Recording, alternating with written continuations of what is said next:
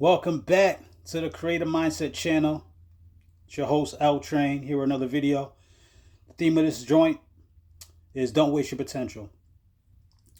So, do you ever feel like you want to quit in your dreams? Do you ever feel like you're destined to be something greater than you are at the moment? Do you ever feel like something inside of you that tells you that you got phenomenal talent, that you got a great idea, that you have a special gift to the world and you just don't know how to express it? If you're one of those people, then check out this video. This video is going to help you out.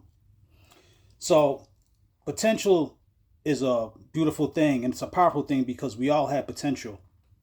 We all are born with a God-given gift, a talent that is unique to us. No one else has the same potential that you have.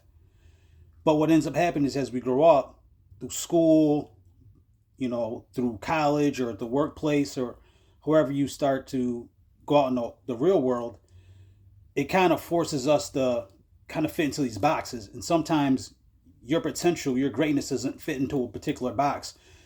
So you get confused. And then years later, you find yourself in your 30s or your 40s or your 50s. You're like, damn, man, I wasted a bunch of years when I could have been doing X, Y, Z.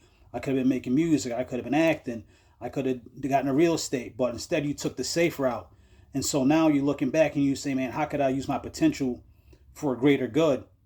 And this is the challenge that a lot of people have. And so you need to just realize that you're not the only one. A lot of people are in this same boat. I'm in this same boat too. I try to figure out how can I learn more skills and how can I use the skills that I got, the talent that I got to give it to the world. That's what potential's for. But you can't waste it. Every day it goes by, you're wasting your talent, you're wasting your gift. So you got to stay focused, you got to stay locked in. So I want to talk about this movie scene that's one of my favorite movie scenes of all time. It's a movie called Goodfellas. And in the movie, there is a Robert De Niro, and he is a gangster named Jimmy, and Ray Liotta is a gangster named Henry Hill. Now, they're not in the mob because you have to be fully Italian to be in the mob, but they do mob stuff and they're gangsters, so like they hang out with mobsters, but they're not technically in the mob. So Jimmy and Henry are up in this guy's business. This guy's name is, I forget the guy's name at the top of my head, Maury. So they're in Maury's office because Maury owes Jimmy some money. Now, Jimmy's a bookie and he has a lot of other hustles, but Jimmy's a bookie. So if you don't know what a bookie is, back in the day before FanDuel and DraftKings and all these apps that you can gamble on, if you wanted to bet on the Super Bowl, you wanted to bet on a playoff game or something like that, you had to go reach out to a bookie, make the bet with the bookie. If you won, he come find you, give you the money. If you lost, he come looking for you. And if you didn't have the money, it was going to be a problem, right? So this guy Maury, he's got a gambling problem and he owes Jimmy some money. So Jimmy and Henry are in the spot. And Henry's like, yo, man, just pay the man the money so we can get up out of here. And he's like, man, you trying to play me? You trying to give me all this interest on the bet? I ain't got it like that. I don't got the money. I'm not an idiot. You trying to take advantage of me? And so Henry's like, yo, man, you owed it. You made the bet. You lost. Just pay the man so we can get up out of here. We got stuff to do. So now Maury's talking reckless. And Maury's on the phone with another bookie making another bet. So I want to give you this a version of this in modern times. Imagine if you had your homie spot and he owes you some money. And he talking about, oh, man, I ain't got the money. I ain't got it right now. Yo, I'll get you some other time. And he's on Amazon buying stuff. Or he's about to order some Uber Eats with his credit card. I thought you don't got the money. What are you talking about? So he's disrespecting him right in front of him. So finally, De Niro, who's the character he's playing, Jimmy, he runs up on him and starts choking him with the phone cord. And now Maury's like, man, what's going on? I'm in a real tough situation. So now Maury's begging, hey, man, I'll pay you back the money later. And now Jimmy's saying, today. He's like, no, man, I'm good for it. I'm good for it. I'll pay you back. Now Jimmy's choking him like, today. And he's like, come on, man, don't do me like that. I'll pay you by the end of the week. And he's making all these excuses. And all Jimmy is saying is today. I need my money today. Now you're probably asking yourself, what does this gangster flick movie have to do with my potential? What I'm trying to tell you is that time is gangster. Time doesn't wait for you. Time is undefeated. Father Time is gangster. So your life, if you're wasting it and making excuses, that's Father Time choking you like that gangster was choking that dude who owned the money. Today, you need to get off your ass today. You need to start that business today. You talk about writing that book, you need to get on it today. You talk about you need to hit the gym, you're going to do it after vacation, after a couple weddings. No, you need to start doing that today. You're wasting time. You wasting potential. You got a greatness inside you and you just wasting it away for another week or another month while other people are doing great things and making things happen. So you got to start getting locked in today. So that's the moral of this story what I was talking about. That's the gangster. Time is gangster and it waits for no man.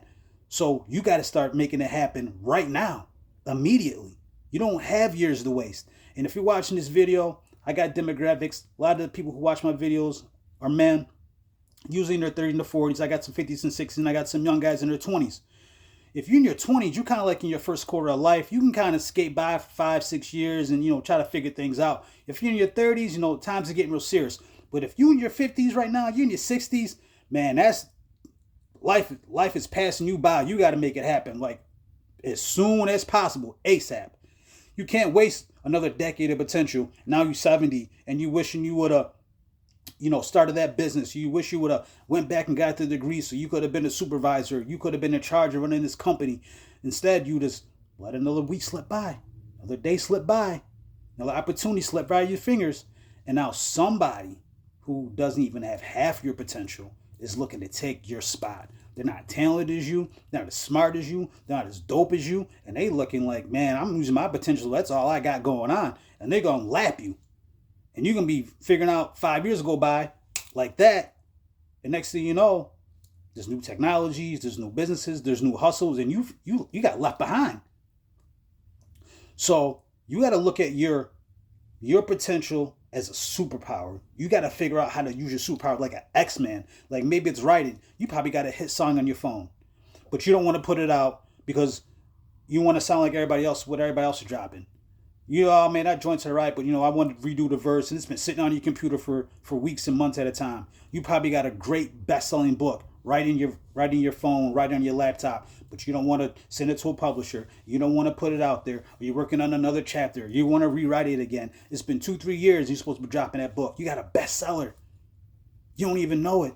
You got a multi-million-dollar business idea. We see people like on Shark Tank every time with a new idea. You probably got one of those, and you just sitting around waiting for magic to happen. It's not going to happen, bro. You got to get up and get after it. You got to use your potential.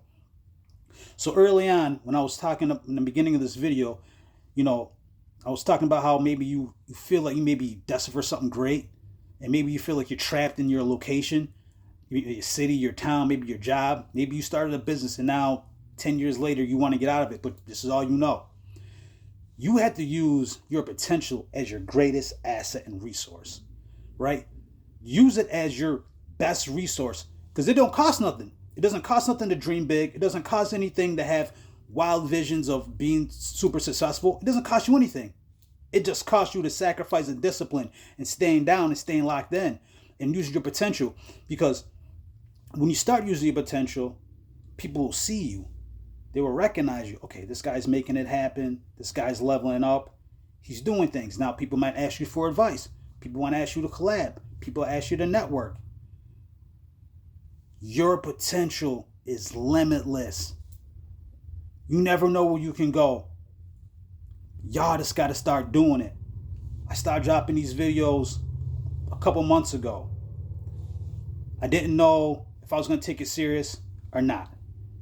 But I realized that we all have a gift and we all have a talent and we all have something to say. So say it to the world. Go make it happen. You can't change your town. You can't change your city. You can't change where you want to move to if you don't got the money and the resources.